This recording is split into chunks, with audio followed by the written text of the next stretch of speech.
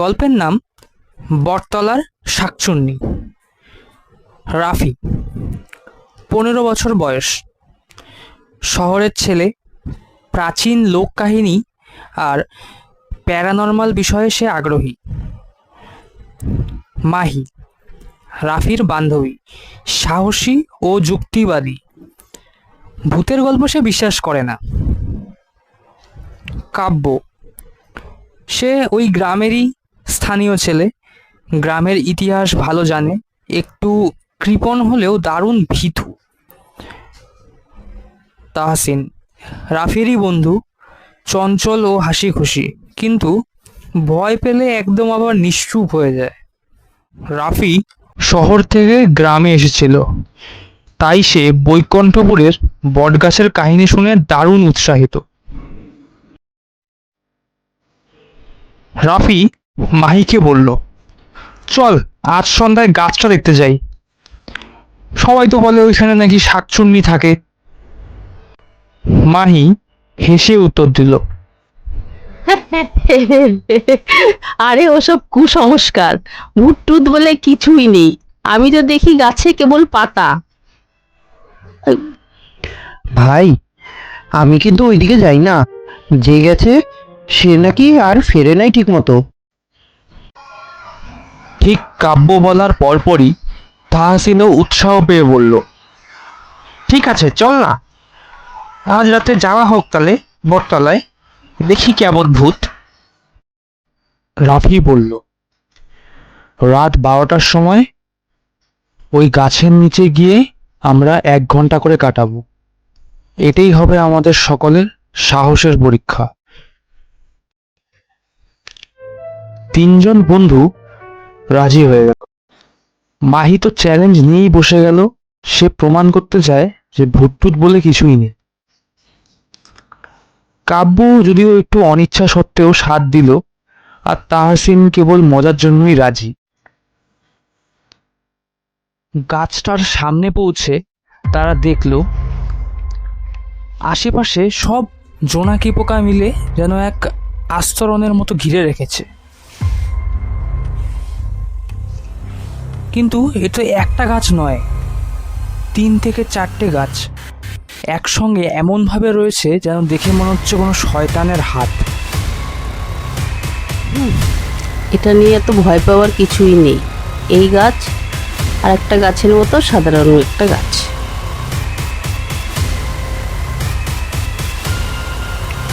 রাফি বলল, চুপ করো, শোনো। সে জীবনে ভূতের গল্প অনেক পড়েছে, কিন্তু চোখের সামনে এরকম। তাহসিন চিৎকার করে বলল, ভাই পালা, দৌড়ো, ও একটা আত্মা, ও আমাদের খেতে চায়। 4জন দৌড়ে পালাতে লাগলো। পেছন থেকে শোনা গেল একটা চাপা ফিসফিস, তোমরা ফিরবে আর আমিও ফিরবো। সেই রাতে তারা ভয়ে ঘামে ভিজে কোনো রকম কাব্যের বাড়িতে এসে ফিরল।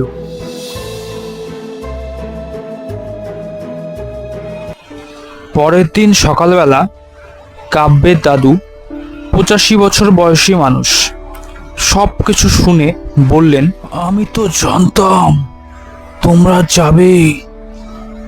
আজকালকার ছেলেরা আর ভয় পায় কোথায়?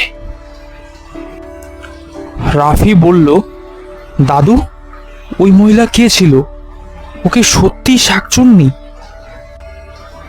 দাদু চোখ বন্ধ করে বললেন, চন্দ্রমণি ছিল জমিদারের কন্যা। তার বিয়ে হওয়ার আগেই ওর বর অন্য মেয়েকে বিয়ে করে পালিয়ে যায়। অপমানে সে আত্মহত্যা করে ওই বটগাছের নিচেই।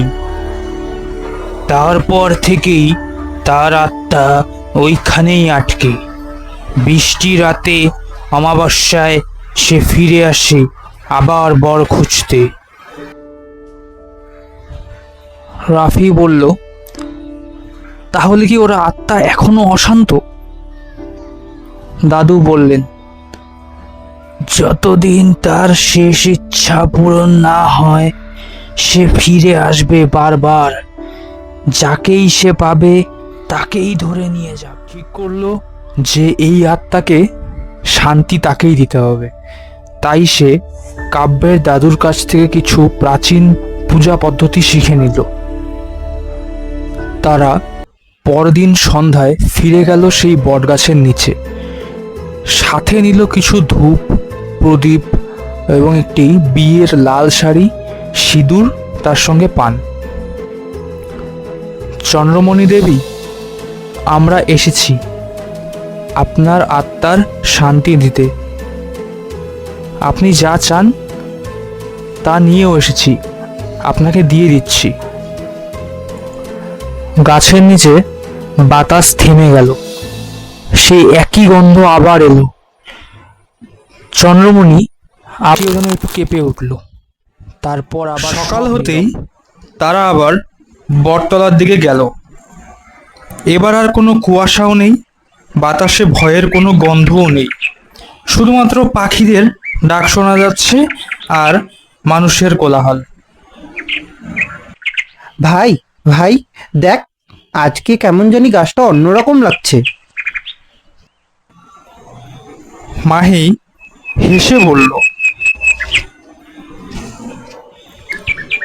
আমি বিশ্বাস করিনি, কিন্তু আজ আমি বুঝেছি প্রতিটি আত্মার একটা ইতিহাস আছে।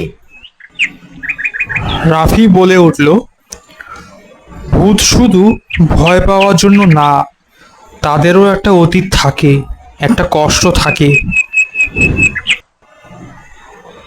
সবকিছু শুনে তাহাসিনও বলে উঠল, ঠিক আছে, অনেক তো হলো, এবার চলো বাড়ির দিকে যাই। আমি আর কোনো শাকচন্নি ট্যুর ট্যুর দিতে চাচ্ছি না ভাই। চারজন মিলে হেসে উঠল। পিছনে পড়ে রইল সেই গাছ।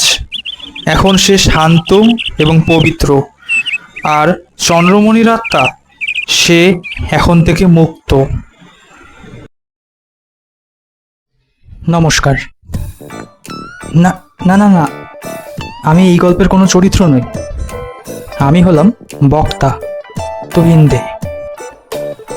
একটা কথাই আপনাদের বলতে এসেছি, যদি এই অ্যানিমেটেড গল্পগুলো আপনাদের ভালো লেগে থাকে তাহলে অবশ্যই চ্যানেলটিকে সাবস্ক্রাইব করবেন এবং ভিডিওটিকে একটি লাইক করবেন এবং আপনাদের যা ইচ্ছে কমেন্ট করবেন।